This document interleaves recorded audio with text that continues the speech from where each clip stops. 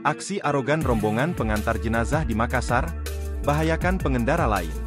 Beredar di media sosial sebuah video yang memperlihatkan aksi sejumlah pengendara sepedar motor yang membantu pengawalan mobil jenazah bersikap arogan kepada pengguna jalan lain.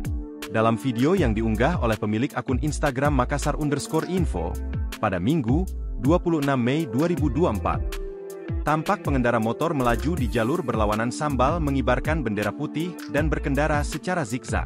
Terlihat pengendara motor itu juga beberapa kali menggeber knalpot motornya kepada pengguna jalan lain yang melaju dari arah berlawanan.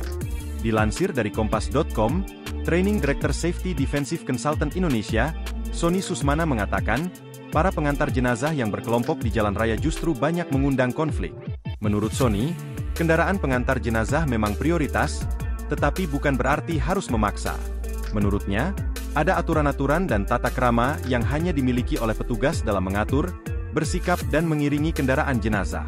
Selain itu, ada berkendara penting diperlihatkan di tempat umum.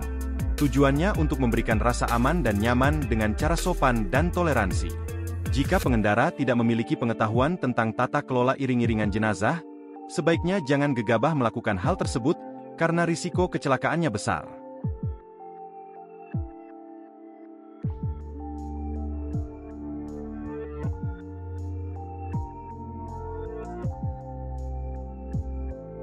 Download Tribun X sekarang, menghadirkan lokal menjadi Indonesia.